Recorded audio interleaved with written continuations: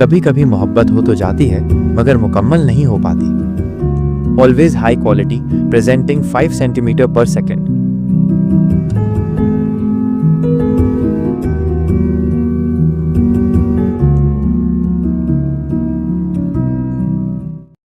तकाकी की मुलाकात सिनोहारा से तब होती है जब वो चौथी क्लास में पहुंचता है। सिनोहारा के पिता का टोक्यो ट्रांसफर हो जाने के कारण वह नए स्कूल में आती है और यहीं ये दोनों पहली बार मिलते हैं। इंट्रोवर्ट स्वभाव और एक जैसे शौक होने के कारण वे धीरे धीरे अच्छे दोस्त बन जाते हैं। वे ज्यादातर वक्त साथ बिताते थे, जिस वजह से कुछ बच्चे उन्हें चिढ़ाते थे और अफवाहें फैलाते थे कि उनका चक्कर चल रहा है, पर फिर भी दोनों अच्छे दोस्त बने रहे।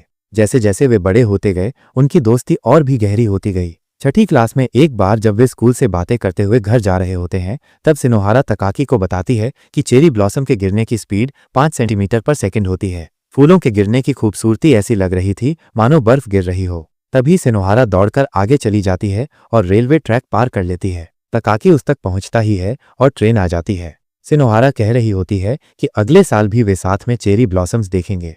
कुछ दिनों बाद तकाकी को सिनोहारा का कॉल आता है, जो रोते हुए बता रही थी कि उसके पापा का ट्रांसफर किसी और गांव में हो गया है और वो आगे की पढ़ाई वहीं जाकर करेगी। यह सुनकर तकाकी बहुत दुखी होता है। वो पूरी तरह टूट जाता है और बहुत अकेला रहने लगता है। कुछ महीनों बाद उसे सिनोहारा का एक खत आता है जिसमें वो अपने हाल बता रही थी। अब से ये दोनों एक दूसरे को खत लिखकर बात करने लगते हैं। ऐसे ही एक साल बीत जाता है। शादियों का मौसम आ जाता है और तकाकी के पिता का ट्रांसफर कागोशिमा आइलैंड पर हो जाता है, जो कि बहुत ज्यादा दूर होता है, जिससे वो सिनोहारा से बहुत ज्यादा दूर हो जाता। इसलिए वो सिनोहारा से एक दफा मिलने का सोचता है, क्योंकि इसके बाद वो शायद ही कभी उससे मिल पाए। तकाकी अपने शहर से सिनोहारा के गांव तक पहुंचने का पूरा प्लान बनाता है और ये बात सिनोहारा को खत लिखकर बताता है। दोनों ही इतने वक्त बाद एक दूसरे से मिलने के लिए बेकरार थे। तकाकी के बनाए प्लान के अनुसार उसकी ट्रेन ठीक 7 बजे सिनोहारा के शहर पहुंचती और वही टाइम वो सिनोहारा को मिलने के लिए देता है। फिर ट्रेन में बैठते ही स्नोफॉल भी शुरू हो जाती है। तकाकी पहली बार शहर से बाहर का सफर कर रहा था। उसके दिल में केवल सिनोहारा के ख्याल ही चल रहे होते हैं और बाहर स्नोफॉल और भी ज्यादा तेज हो जाती है। देखते ही देखते बाहर बर्फ का तूफान आ जाता है, जिस कारण ट्रेन को रोकना पड़ता है। तकाकी थोड़ा परेशान होता है क्योंकि वो वक्त रहते सिनोहारा तक नहीं पहुंच पाएगा। ट्रेन हर दूसरे स्टेशन पर रुक रुक कर चल रही थी। तकाकी को ये कुछ घंटों का सफर कुछ सालों का लग रहा था। तकाकी अपने साथ एक लेटर भी लेकर आया था, जो एक स्टेशन पर तेज हवा के कारण उससे छूटकर उड़ जाता है। इस वक्त तक तकाकी की आंखों से आंसू आ गए थे। उसके बाद ट्रेन सिनोहारा के गांव के स्टेशन पर पहुंचने ही वाली थी, पर उसके पहले ही ट्रेन को बीच में रोकना पड़ता है, क्योंकि आगे का रास्ता बर्फ से पूरी तरह ढका हुआ था, जिस पर ट्रेन नहीं चलाई जा सकती थी। ऐसा लग रहा था मानो जैसे पूरी कायनात उन दोनों के मिलन के खिलाफ हो। उसके लिए हर मिनट घंटे के बराबर बीत रहा था। जैसे तैसे ट्रेन स्टेशन तक पहुंचती है। ट्रेन से उतरते ही तकाकी सिनोहारा को अपने ठीक सामने बैठे देखता है, जो कि उसी के इंतजार में बैठी हुई थी। उसके करीब पहुंचते ही वो तकाकी का हाथ पकड़कर रोने लगती है। फिर कुछ देर बाद वे दोनों बैठकर खाना खाते हैं, जो सिनोहारा तकाकी के लिए लेकर आई थी। स्टेशन बंद करने का टाइम हो जाता है तो सिनोहारा तकाकी को एक चेरी ब्लॉसम के पेड़ के पास ले जाती है, जिसका जिक्र वो अपने खतों में किया करती थी, जो कि अभी पूरी तरह सूखा हुआ था, पर फिर भी गिरती हुई बर्फ चेरी ब्लॉसम के गिरते हुए पत्तों की तरह महसूस हो रही थी। फिर वे दोनों एक दूसरे के करीब आते हैं। वे किस करते हैं। तकाकी को इस वक्त समझ ही नहीं आ रहा था कि वो सिनोहारा से मिलने की खुशी मनाए या उसे हमेशा के लिए खो देने का गम, क्योंकि अगले दिन से वो उससे हमेशा के लिए दूर हो जाएगा। फिर दोनों एक दूसरे को कस के गले लगाते हैं। पास में ही एक झोपड़ी थी जिसमें वे आज की रात बिताने का फैसला करते हैं। अगले दिन सुबह तकाकी के जाने का वक्त हो जाता है। सिनोहारा उसे ट्रेन में बिठाती है और फिर एक दूसरे को टेक केयर कहते ही ट्रेन अपनी मंजिल की ओर चल पड़ती है। ट्रेन के जाते ही सिनोहारा अपने हाथ में एक लेटर लेकर खड़ी थी, जो वो तकाकी को देना चाहती थी, पर वो उसे ये दे ही नहीं पाई। वक्त बीतता है। तकाकी और उसकी फैमिली नए शहर आ चुके थे और वो अब 8th ग्रेड में पहुंच चुका था। तकाकी का क्लास में पहला दिन था, जहां उसे एक लड़की पहली ही नजर में पसंद कर लेती है, जो कि बहुत इंट्रोवर्ट और शर्मीली मिजाज की लड़की थी। थोड़े टाइम में जैसे तैसे उसने तकाकी से बात करना शुरू कर ही दिया था। तकाकी को भी वो अच्छी लड़की लगती थी, तो वो उससे काफी अच्छे से बिहेव करता था। तकाकी आर्चरी क्लब का मेंबर था, तो क्लास खत्म होने के बाद वो आर्चरी क्लास लेता था और वो लड़की उसे छुप छुप कर देखा करती थी और उसका इंतजार करती थी, ताकि वो दोनों अपने स्कूटर पर घर साथ में जाएं। इस तरह दोनों रोजाना साथ में वक्त गुजारते थे। कनाए ने बहुत बार ध्यान दिया कि तकाकी छुप छुप कर किसी को मैसेज करते हुए आसमान की ओर देखकर कुछ सोचता रहता था। फिर वक्त बीतता है। उनके स्कूल्स खत्म होने वाले थे। सभी ने सोच लिया था कि किस यूनिवर्सिटी में जाना है, पर कनाए बिल्कुल खाली दिमाग थी। उसने कुछ भी फैसला नहीं किया था कि आगे क्या करना है, जिस वजह से उसके घर वाले और टीचर्स उसे गाइड किया करते थे।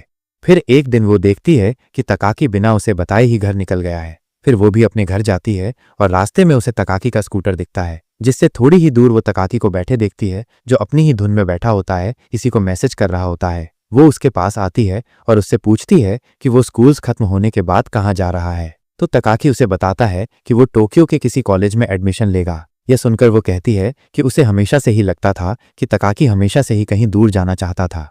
वो कहती है, तुम्हें देखकर ऐसा लगता जैसे तुम्हें सब पता है, तुम क्या कर रहे हो और आगे क्या करना चाहते हो, और एक मैं हूं जिसे ये भी पता नहीं कि मैं अगले दिन क्या करने वाली हूं। यह सुनकर तकाकी उसे कहता है, ऐसा बिल्कुल नहीं है, मुझे भी पता नहीं होता कि मैं अगले दिन क्या करने वाला हूं। मैं हर पल कहीं खोया खोया रहता हूं। मैं केवल उतना ही करता हूं जितना मैं अभी कर सकता हूं।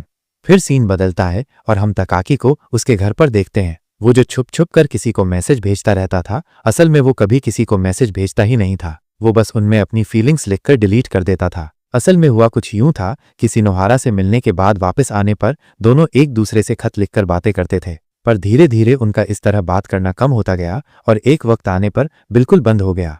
पर तकाकी बिल्कुल भी सिनोहारा को भूल नहीं पाता। वो एक सपना देखता है जहां वो एक दूसरे प्लैनेट पर सिनोहारा के साथ अकेला है।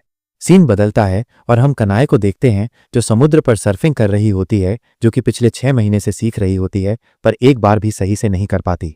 फिर उसकी बड़ी बहन उससे पूछती है कि तुमने अपने फ्यूचर के बारे में कुछ सोचा? तो वह कहती है कि फ्यूचर का तो पता नहीं, पर अभी वो हर एक चीज करेगी जो अभी कर सकती है। उसके बाद वो फिर सर्फिंग के लिए जाती है और इस बार वो सक्सेसफुल होती है। इस खुशी में वो तकाकी को अपनी फीलिंग्स बताने का सोचती है। आर्चरी क्लास के बाहर उसका इंतजार करते हुए कनाए की हालत खराब हो रही होती है। वो शर्म के मारे लाल हो रही थी। तभी तकाकी बाहर आता है और कनाए के साथ अपने स्कूटर की ओर चलने लगता है। तभी कनाए पीछे से उसका शर्ट पकड़ लेती है। तकाकी उससे पूछता है, क्या बात है? पर कनाए अपनी फीलिंग को लफ्जों में बयां ही नहीं कर पा रही होती। वो चाहती तो है बोलना, पर वो बोल ही नहीं पाती।